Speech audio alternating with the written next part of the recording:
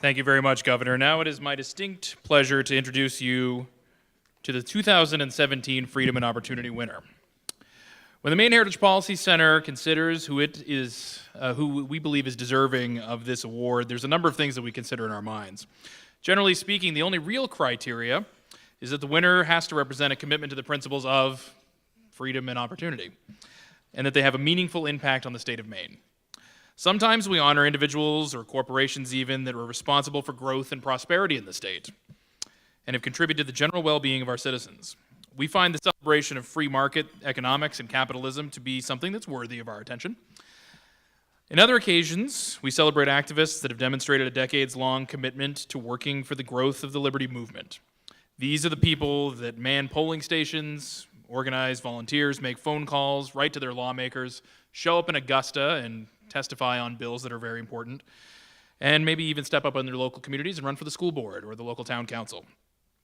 We've also celebrated people that have been instrumental in the existence of key institutions that promote the values that we all share. Nothing we do at the Maine Heritage Policy Center would be possible, and the work of so many other groups, charities, and institutions that are responsible for freedom in our state would not be possible without the personal leadership and financial contributions of several key people. Without them, none of us would actually even be here today. But all of these things that we celebrate would be meaningless and ultimately futile if they weren't tethered to a coherent, principled set of ideas that foster and encourage human prosperity. The donor who's unguided by such an ideology would not really make much change in the world. The activist who cares only about tribal expressions of winning and losing by a team without any commitment to or belief in ideas that make people's lives better would be wasting their time. Those that work in the private sector in their communities to actually build something would find that their accomplishments turn to ash if they or we do not advocate for the very freedoms that helped them succeed in the first place. It's this commitment to ideas and advocating for a state and a country that promotes human thriving that makes everything else essential. Without being tethered to these concepts of liberty and the free market and limited constitutional government, we wouldn't bother with any of the rest. Fortunately, our award winner today, Neal Freeman, is the finest example of such thought leadership. Neal has been an essential person in the conservative movement for decades and is personally responsible for the development of countless conservative minds. He's proof that the notion that a single person, by inspiring others around them, can be a catalyst for certain ideas taking hold in thousands, tens of thousands, or hundreds of thousands of others. Throughout his long career, Neal has worn many hats. In 1981, he founded the Blackwell Corporation, an advisory firm with clients and in the communications, defense, and wealth management sectors. He continues to serve as chairman of that organization to this day. But it's as a conveyor of ideas that he has really contributed to the world around him. For many years, Neal worked with a personal hero of mine, William F. Buckley, Jr., in a variety of publishing, broadcasting, and political ventures. He served as the director of National Review Incorporated for 38 years. He's a brilliant writer, something I'm reminded of frequently when I read him, and I would, of course, be remiss if I didn't mention to you right now that he's releasing a new book. You might have gotten an email about it. It's called Skirmishes, and it examines the origins and the history of the conservative movement. It definitely will be a good read if you haven't had a chance to pick it up yet. Neal's articles and reviews have appeared in the New York Times, USA Today, the Wall Street Journal, the Washington Post, the Weekly Standard, National Review, and of course other publications. And as a matter of fact, he's also worked in television production. I'm not sure if you knew this, but he's produced more than 1,000 programs for national broadcast, and he's won some pretty prestigious awards. His productions have won awards for journalistic excellence, including the George Foster Peabody Award for Frontline series, the Emmy for the film Stolen Years, and for 3 consecutive years, the Documentary Medal of the International Film and Television Festival. He's also produced more than 100 presidential television appearances from the White House. He's been in the trenches fighting for the conservative ideas nationally for 50 years, but it's here in Maine that many of us have felt his impact the most. Neal's been instrumental in the development of the Maine Heritage Policy Center from a small, rebellious group throwing rocks at the establishment from the outside to a nationally recognized leader in the liberty movement responsible for countless major victories in Maine. He's been a trusted counselor, advisor, and friend to countless individuals that have stood where I do. He's had the major influence on many of the most conservative and policy leaders in the state of Maine, and his wisdom and perspective have helped drive this state and this country further to the right. Without him, the concepts of freedom and opportunity would not quite ring as loudly as they do in our heads today. Ladies and gentlemen, I am very pleased to welcome to the stage Mr. Neal Freeman.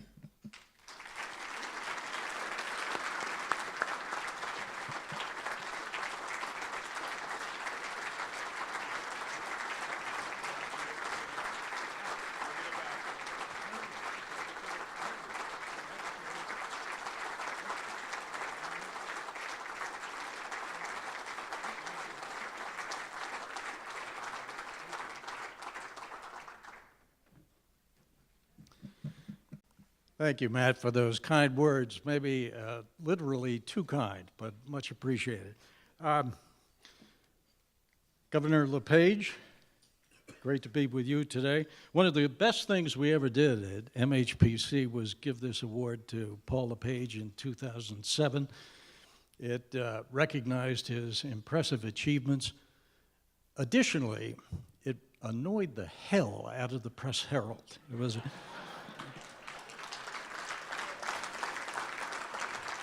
a win-win, as we say. It's an honor to share a podium with Tom Coburn. A few years ago, I drew the Short Straw, and a journalistic organization I was editing, and had to write a story on a tight deadline. I dug that story out, and the lead was this. Quote, Tom Coburn of Oklahoma, who, if there is any justice, will soon be recognized as the first great senator of the 21st century, announced his retirement today. Not all snap judgments survive accumulating experience. That one did. It's a pleasure to be with you, Senator. Thank you, Chairman Duryea. Thank you, former Chairman Anania. Thank you, Chairman for Life Jackson. About 15 years ago, Dick Jackson convened a luncheon there to give us the secret handshake that would launch this organization. In doing so, he put the lie to the canard that all Maine conservatives could meet in a phone booth. Not true. There were at least 4 of us there that day, maybe 5. Thanks most of all to you, friends of freedom, you folks who sustain America's fragile experiment with freedom and opportunity. Thank you very much. Jane and I, my bride of many years, are thrilled to be here. But we live in Florida, and we're thrilled to be anywhere, frankly. The governor of Florida, a student of the country's best governor, sitting right over here, came by over the weekend, and he said in Paul LePage fashion, now, I don't have the legal authority to remove you from this island by force. But I want you to know a few things. First, I'm leaving at 2 p.m. I'm taking with me all fire, police, EMT, and hospital personnel. And I'm closing the marina, the airport, and the only bridge to the mainland. But the choice is up to you. A very persuasive man, that Rick Scott. Matt was kind enough to mention my new book. And you might reasonably ask, why would a man of my advanced years be starting a career as a book author? The short answer is I saw and see a crime in progress and feel it my obligation to report it. The crime is that the fashionable media are vandalizing the legacy of Ronald Reagan, my boss, my hero. Started as a faculty lounge whisper, then a rumble in the academic journals.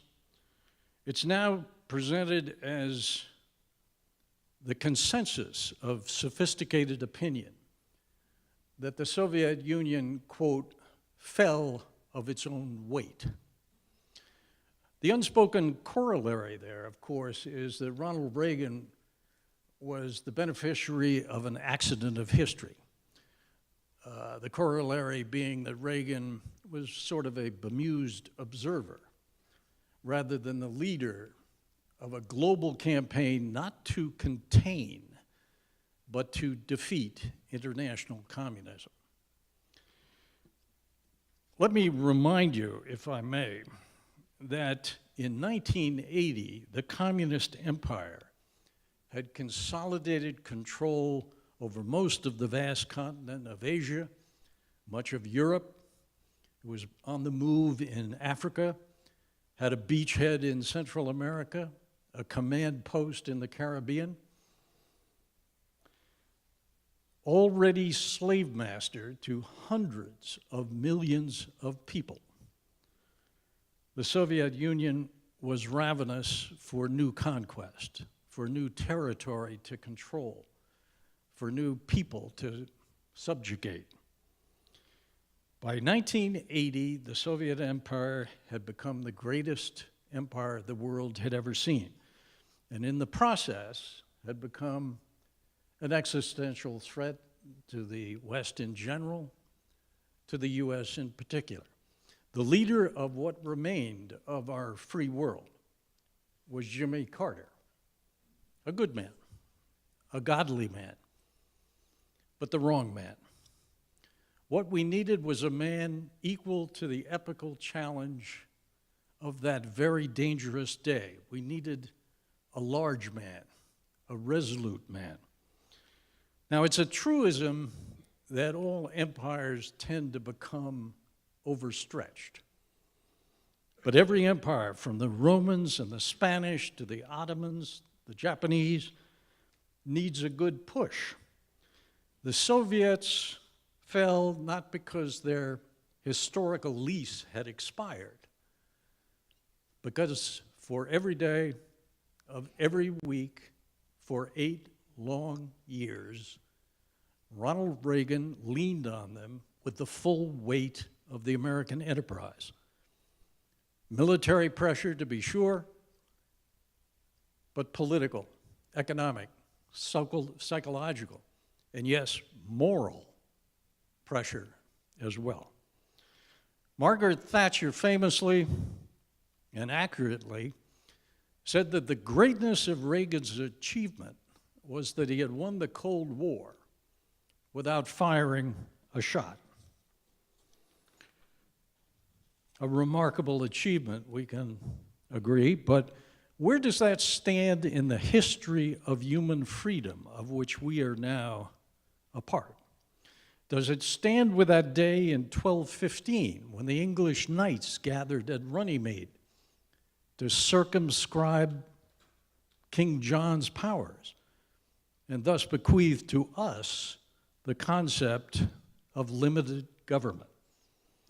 Does it stand with the day in Philadelphia when 56 Americans pledged their lives, their fortunes, and their sacred honor to an idea that our God-given rights come not from some distant despot, but from our Creator?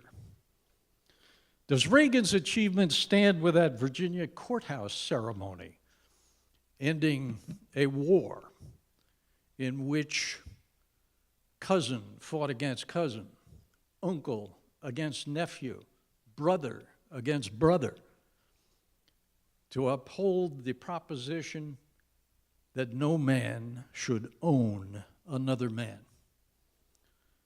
Does it stand with that day in 1945 when American boys in the tens of thousands stormed across the English Channel to save the husbands and wives, the brothers and sisters of people they'd never met? In an American cemetery at Normandy, if you've been there, that you know it's the most quintessentially American plot of ground anywhere on the face of the planet. The liberators of Europe, our fathers, in my case, our grandfathers in most of your case, left a message for the liberated. The inscription reads, "From the heart of our land flows the blood of our young, given to you in the name of freedom." Three of the greatest words in the universal human language. America is here. These are the monumental victories in the history of human freedom. And where does Ronald Reagan's achievement stand? In my judgment, it does not fall far down that list. Not far at all. And those of us who were there must bear witness to that truth. Now, a word about MHPC. You all know the political dynamic here in Maine.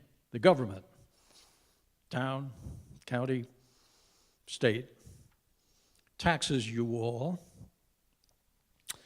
and then hires a PR guy to tell you what a heck of a job they're doing with the money you just sent them. They're doing such a heck of a job, in fact, that next year you may have to fill out a new form, observe a new rule, comply with a new regulation, all of which, of course, costs more money, so they may have to send you a higher tax bill. The communication between the citizen and his government is not a chat, it's not a dialogue. It is a government loudspeaker blaring an official version of reality at the citizen. The government really doesn't care about the money. I know all officials spend most of their time talking about money. What it really cares about is power. Because a government, town, county, state, national, UN, galactic, any government can grow and expand and metastasize in only one way, by shrinking the zone of individual freedom. It's a zero-sum game. The government can grow only by encroaching on that very precious space within which the citizen exercises his God-given rights. Those same rights secured for him by the American colonists many years ago, first with their treasure and then with their blood. Now, who can speak in this very one-sided conversation for us, for the individual, the taxpayer, the citizen? Well, thanks to the vision of Dick Jackson and the leadership of Ginger Duryea and the hard-charging execution of Matt Gagnon and the anodyne persistence of Heather Noyes somewhere out there, MHPC can and does speak for us. These are special people. I urge you to cherish them. As for this wonderful award you've bestowed, as a kid reporter, I once covered Bob Hope receiving an award. And what he said on that occasion was, "I feel very humble, although I think I've got the strength of character to fight it." I do too, but just barely. Thank you so much.